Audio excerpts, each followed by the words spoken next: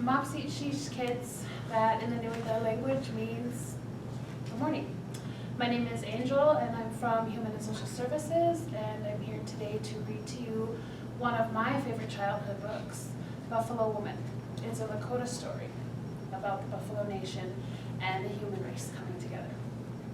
So you have to forgive me a little bit because I don't have my glasses.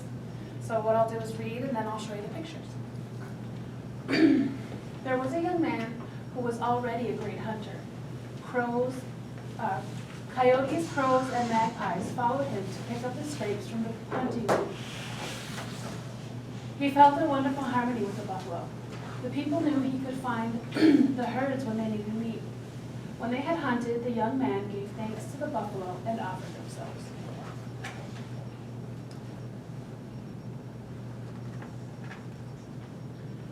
One early morning, the young man went to a place at the stream where the buffalo came to drink.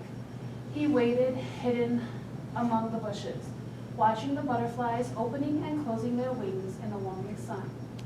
After a while, the young man saw a buffalo cow plodding through the tall weeds toward the water. He tightened an arrow against his bowstring.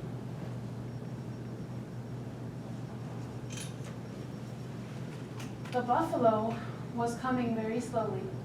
The young man did not know whether he fell asleep or what happened, but when he looked again, the buffalo was not there. Instead, a beautiful young woman stepped from the weeds onto the pebbles at the water's edge and took a drink. She was not one of his people. Her clothes were different and her hair was not braided. She smelled of wild sage and prairie flowers. He knew at once that he loved her. "I come from the Buffalo Nation," she told him. "They have sent me because you have always been good, or you have always had good feelings for our people. They know you are a good and kind man. I will be your wife. My people wish that the love we have for each other will be an example to both our people, our nations to follow."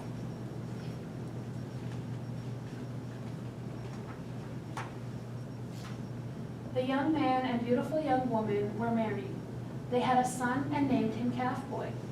Their life together was good, but the young man's relatives did not like his wife. They often said unkind things among themselves. He has married a woman without a family," they said. "Her ways are different. She's like an animal. She will never be one of our people."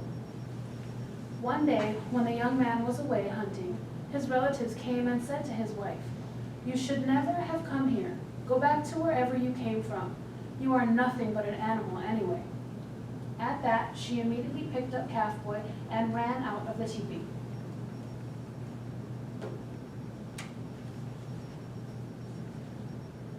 The young man was returning home when he saw his wife and child hurrying away from the camp.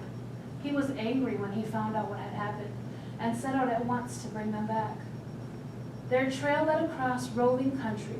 He followed all day, hearing the grasshoppers calling again and again from the sagebush on every side. Evening was coming when he saw in the distance a painted teepee with smoke rising from the cooking stove.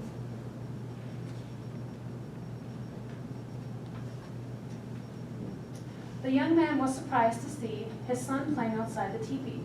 When Calf Boy saw his father, he ran to meet him. "I am glad you have come, Father. Mother has your meal ready." He took his father's hand and they went inside. The lodge was filled with the good smell of cooking. His wife placed a bowl of soup before him. "I am going home," she said. "I cannot live with your people. Do not follow us, or you will be in great danger." "I love you," said the man.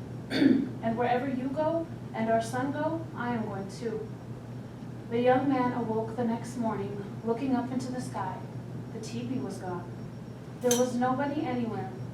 Yet it had not just been a dream, because he could see the circle in the dew, in the dew-soaked grass where the teepee had stood, and the tracks of his wife and child leading away.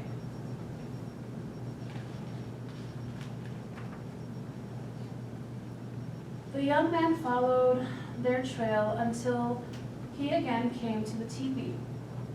His son came out to meet him. "Mother does not want you to come any further. Tomorrow she will make the rivers dry, but when you are thirsty, look for water in my tracks." That evening, his wife told him, "My people live beyond the distant high ridge. They know I am coming home. They are angry because your relatives were unkind to me. Do not follow any farther, or they will kill you." But the young man replied, "It does not matter when I die. I shall not turn back. I do this because I love you both." When his wife was asleep, he buckled his belt through hers and wrapped her long hair around his arm.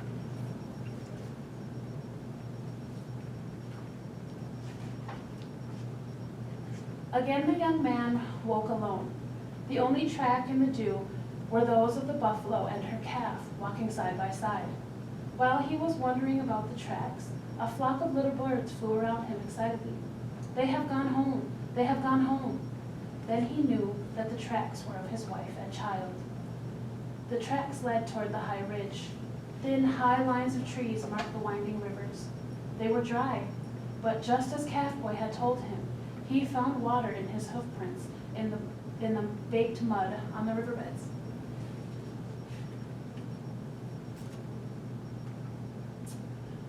From the top of the high ridge, the young man looked out in wonder over the multitude of the Buffalo Nation.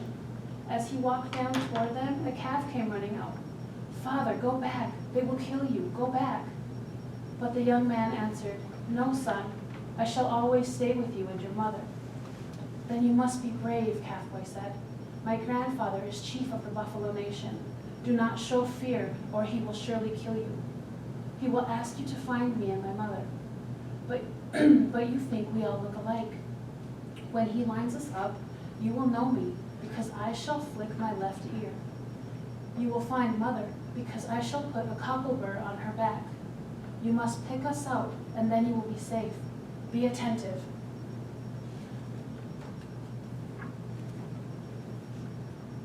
The old bull bellowed and charged out from the herd.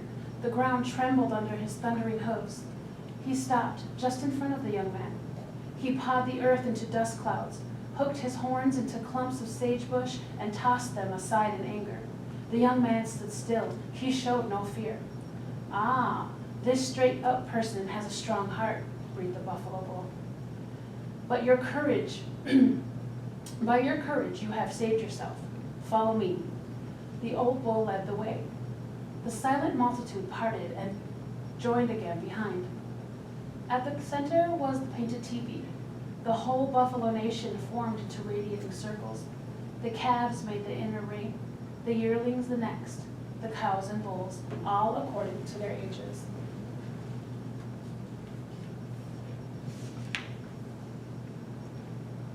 "Straight up person," said the old bull in a voice which all could hear.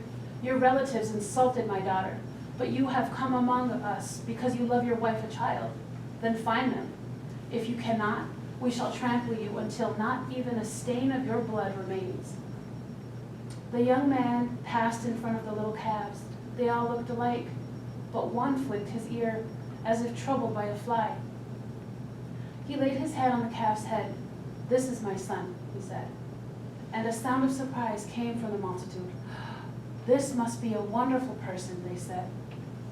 He then walked around the circle formed by the cows again. They all looked alike, but he came to one with a cockleburr on her back. "This is my wife," he said. Once more the sound of surprise came from the Buffalo Nation. "Ah, he calls her wife."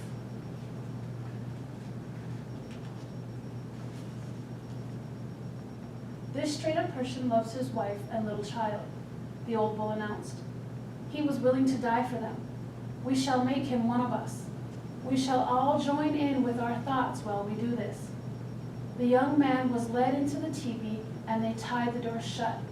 His only covering was a buffalo robe with the horns and hooves attached. For 3 days and nights, the buffalo surrounded the teepee, filling the air with continuous grunts and bellowing.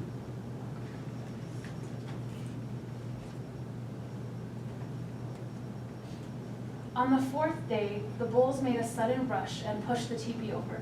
They rolled and rolled the young man into a wallow until he was covered all over with dirt. They squeezed the breath from his body and breathed new breath into him. They licked him and rubbed against him until his man smell was gone. He tried to stand, but he could not. He felt the robe become a part of him. When the bulls heard him grunting, they worked even harder, tumbling him over and over. And at last, he stood up on his 4 legs, a young buffalo bull.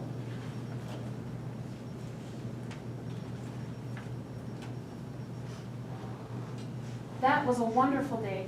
The relationship was made between the people and the Buffalo Nation. It will last until the end of time.